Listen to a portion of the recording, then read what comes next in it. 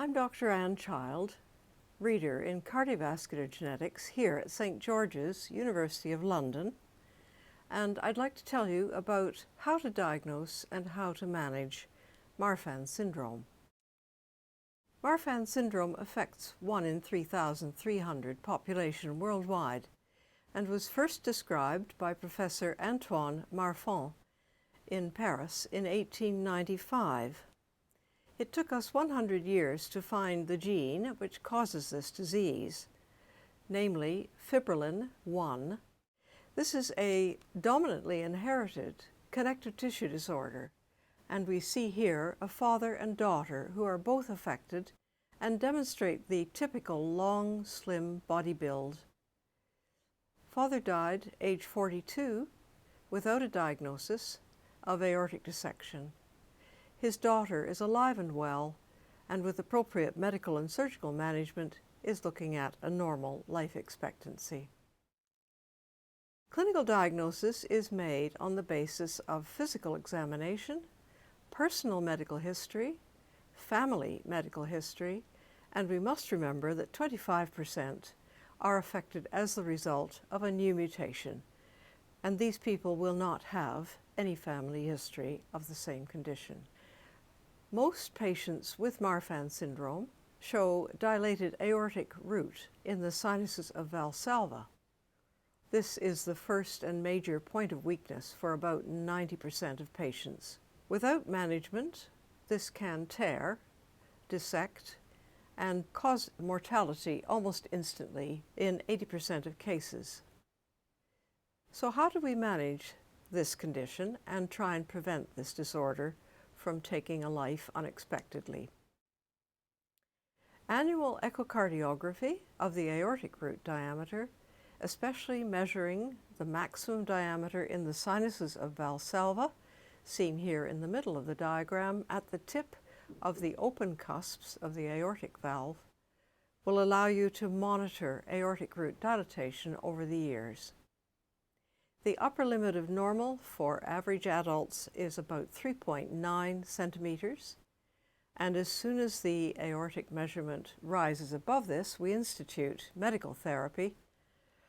When it reaches between 4.5 and 4.8 centimeters, we offer elective aortic root surgery.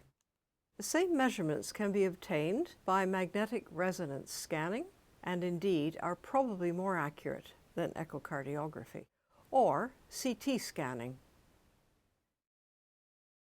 Blood pressure management is the cornerstone of treatment of this disorder. Under the age of 55 years, we usually suggest beta blocker, for example, atenolol or bisoprolol. An alternative are ACE inhibitors or angiotensin receptor blockers.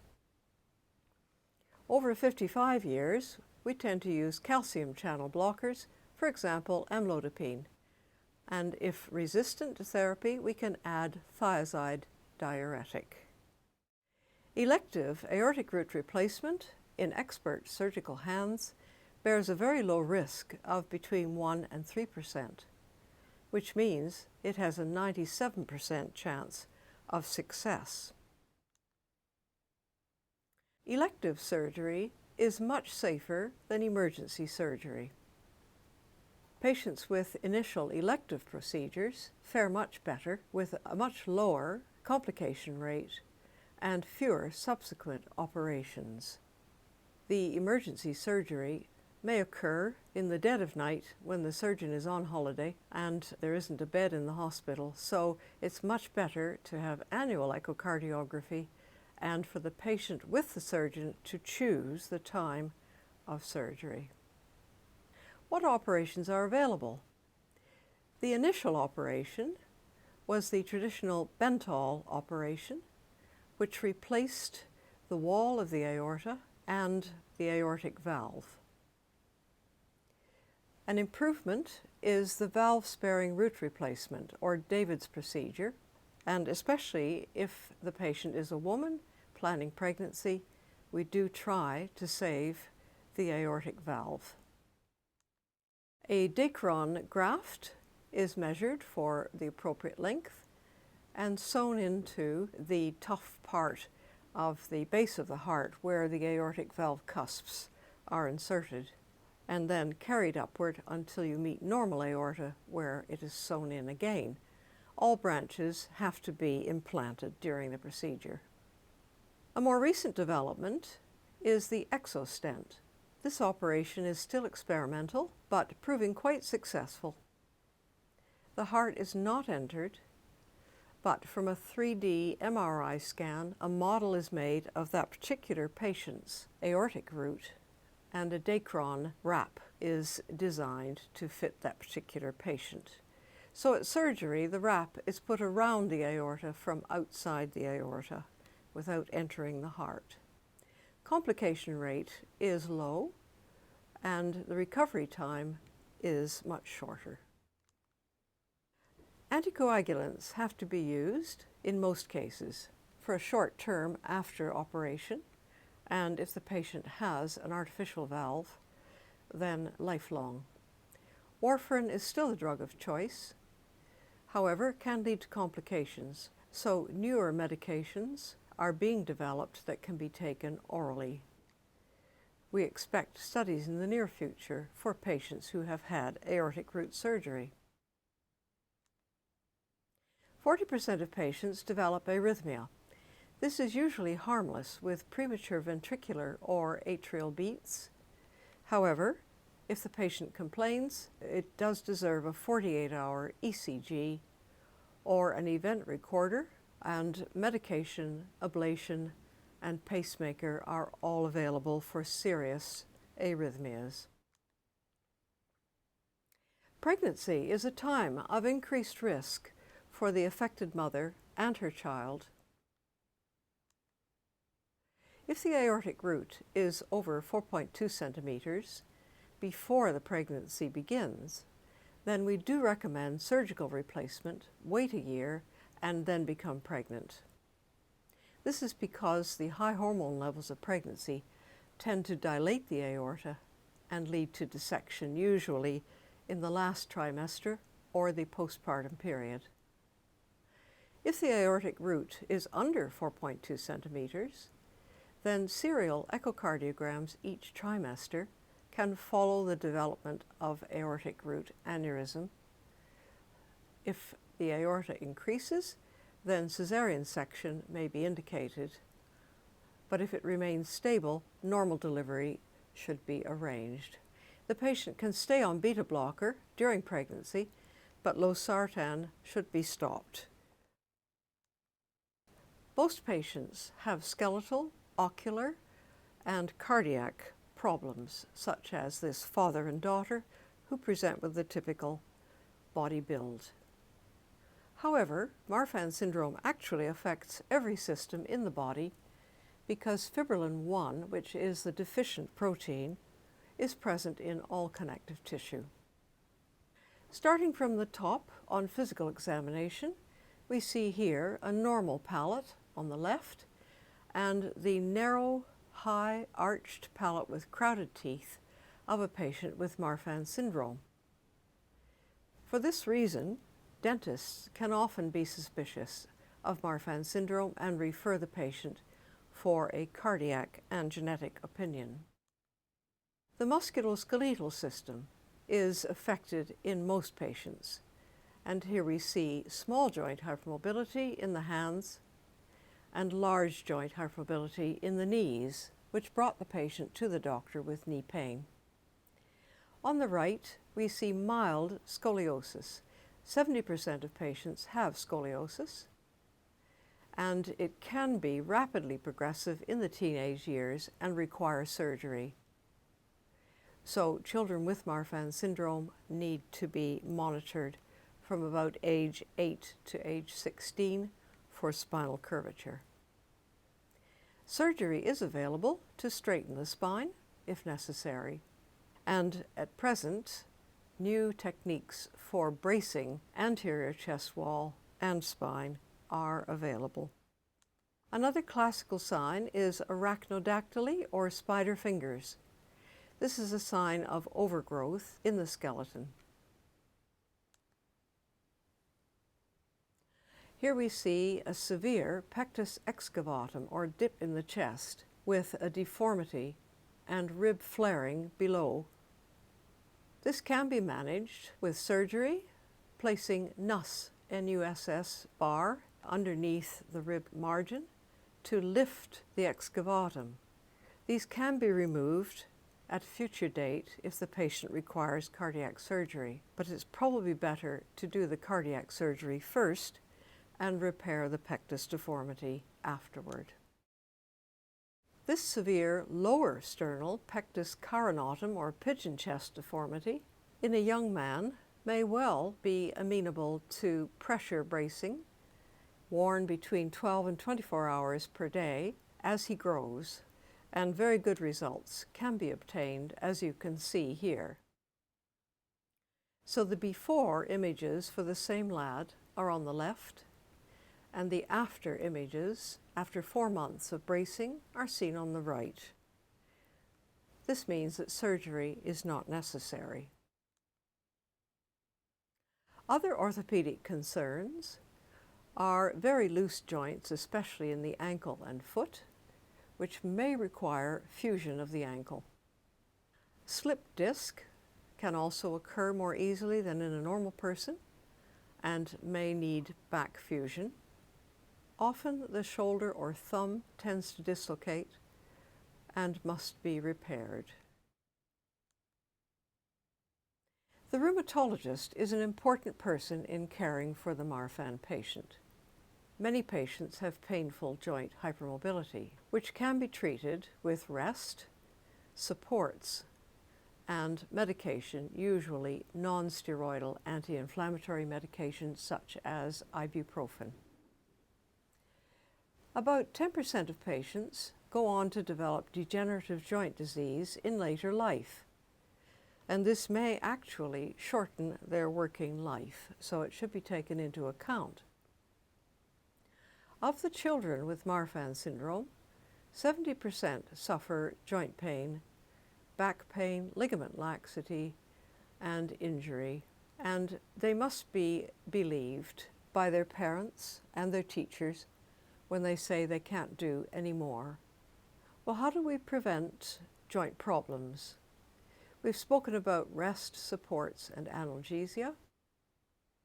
Occasionally, flat feet will require orthotics or ankle support boots, flat shoes to avoid knee strain. In young children, tubigrip may be enough to support the leg, and if not, elastic supports can be worn. An appropriate bed is important, and 7-foot beds can be ordered for tall adolescents. Seating and desk at the right height are critical, and the school should be involved in understanding and providing this. Gentle, regular exercise is important to keep fit, but avoidance of traumatic sports is important. If the non-steroidal anti-inflammatories don't work, then referral to a pain clinic to try something such as pregabalin may be necessary. Some sports are recommended, such as swimming, badminton, walking, cycling on the flat, the lighter sports. Some sports are actually contraindicated because they may do damage to eyes, heart, or skeleton, such as boxing, long-distance running, trampolining, and so the patient needs to discuss with parents and the teachers at school what is suitable. Perhaps a suitable sport, such as archery, can be substituted for an unsuitable sport, such as cross-country running. All these physical problems may actually affect lifestyle, and the patient will have to be encouraged to try and find as normal a lifestyle as possible. Easy fatigability occurs at all ages and may actually require a change of occupation or early retirement due to ill health if the patient can no longer cope with the demands of the job. Career choice is important. the patient should choose their area of interest and then choose the quiet end of that area. Living close to work and places of study is important to avoid fatigue due to commuting. Purchase of an automatic car rather than a gear shift is recommended. The patient should pace themselves during the day and take short rest periods if necessary. And they may need letters of support if early retirement becomes a necessity. Connective tissue occurs in the lung, another stretchy organ. Respiratory consequences of chest wall and pectus abnormalities may limit lung function. Airways obstruction, both large and small airways, is common, and about 20% of children have asthma.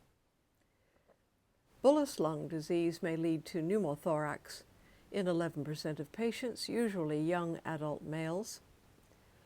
Bronchiectasis and interstitial lung disease affect a smaller proportion of patients. Pulmonary function contributes to sleep-disordered breathing, including obstructive sleep apnea.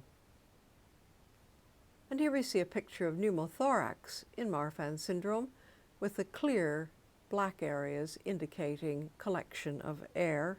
If a patient has 3 pneumothoraces, then surgical prevention of future events should be applied. This is called pleurodesis, Pleurodesis. The eye is affected seriously in approximately 40% of patients with Marfan syndrome. Here we see a dislocated lens, and it can be associated with detached retina or lattice degeneration. This dislocation is due to the fact that the strands which connect the lens to the ciliary muscles are made mainly of fibrillin. Deficient fibrillin leads to rupture or perhaps inadequate formation in the first place. This usually occurs before the age of 10. After the age of 10, dislocated lens is quite rare. The lens can be removed and replaced with a lens in the anterior chamber of the eye, and the results are very acceptable to the patients. The ear, nose, and throat specialist may need to give an opinion if chronic sinusitis is a problem, or if a child has recurrent otitis media due to large adenoids and tonsils. In an era when we try not to remove these, the Marfan child may definitely benefit from surgical removal. Septal deviation can lead to complete blockage of one nostril and should be corrected. And sleep apnea can result from all these obstructions. So sleep studies are recommended, and IPPB at night may help the patient wake up refreshed.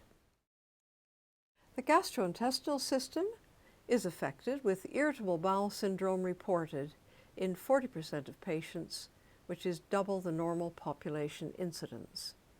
Patients complain of bloating, pain, and constipation or diarrhea.